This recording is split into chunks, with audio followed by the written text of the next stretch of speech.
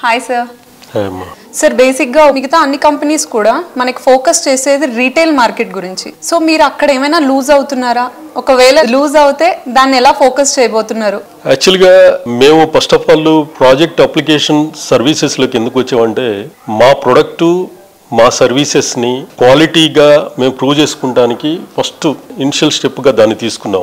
Second ఇప్పుడు మేము తీసుకుపోయే స్టెప్ ఏంటంటే నెక్స్ట్ 5 yearsలో మాకు ఇప్పుడు ఆల్రెడీ ఆంధ్ర, తెలంగాణ, కొంత Karnataka 1800+ touch points already open చేసాం. అంటే రీటైల్ డీలర్స్ ఆల్మోస్ట్ ఒక 25 to 30 డిపోస్ కూడా ఓపెన్ అయింది. అదర్ కంపెనీస్కి ఇన్ని డిపోస్ లేవు.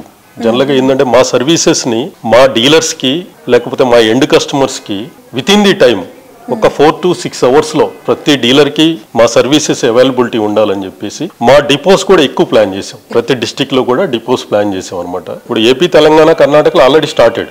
నెక్స్ట్ 5 yearsలో దీన్ని కంట్రీలో 25,000 టచ్ పాయింట్స్ అంటే 25,000 డీలర్స్ని అపాయింట్ చేయాలనేది మేము టార్గెట్ పెట్టుకున్నాం అనమాట. 100% ఆల్రెడీ మేము ఒక 1 yearలోనే మహేష్ బాబుని బ్రాండ్ అంబాసిడర్గా తీసుకున్నాక 8 to 9 monthsలో ఏపీ, తెలంగాణ, కర్ణాటకలో 1800 టచ్ పాయింట్స్ని అపాయింట్ చేసాం 9 monthsలో.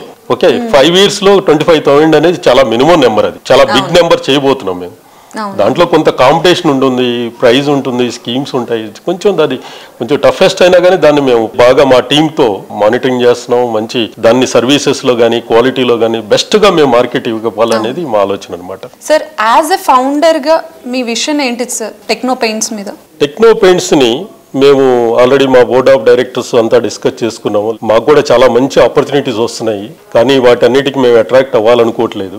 నా విజన్ వచ్చేసరికి మా ఆర్గనైజేషన్లో ఎప్పుడు కూడా ఎట్లా ఆలోచిస్తున్నాం అంటే ఇప్పుడు వచ్చే యంగ్ జనరేషన్స్ తీసుకొని ఎంటర్ప్రెన్యూర్ స్కిల్స్ ఉంటే ఎంటర్ప్రెన్యూర్గా డెవలప్ చేస్తున్నాం, ఆర్గనైజేషన్ లీడర్షిప్ స్కిల్స్ ఉంటే లీడర్స్గా డెవలప్ చేస్తున్నాం. ఎందుకంటే this is very very important. ఒక కంపెనీ నిలబడాలి, కంపెనీ గ్రో అవ్వాలంటే ఎంటర్ప్రెన్యూర్షిప్ అనేది ఒకటి ఉండాలి, ఇంకోటి ఆర్గనైజేషన్లో కూడా లీడర్షిప్ తయారవ్వాలి. అప్పుడే ఆర్గనైజేషన్ బాగా గ్రోత్ వస్తుంది అనమాట. మేము ఒక 25 yearsకి ఒక రోడ్ మ్యాప్ తయారు చేసుకున్నాం ఈ ఆర్గనైజేషన్కి. ఈ టెక్నో పెయింట్స్ అనేది పాన్ ఇండియాలో టాప్ 5 కంపెనీస్లో 100% టెక్నో పెయింట్స్ అనేది ఇండియాలోనే టాప్ 5 కంపెనీస్లో ఇది ఒక కంపెనీ అవ్వబోతుంది. ఎందుకంటే టీం కూడా చాలా బెస్ట్ టీం ఉంది మా ఆర్గనైజేషన్లో.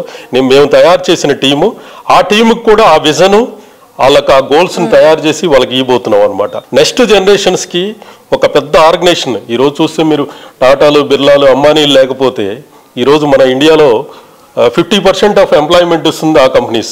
అలాంటి కంపెనీగా దీన్ని కూడా డెవలప్ చేయాలనేది మా ఆలోచన అనమాట.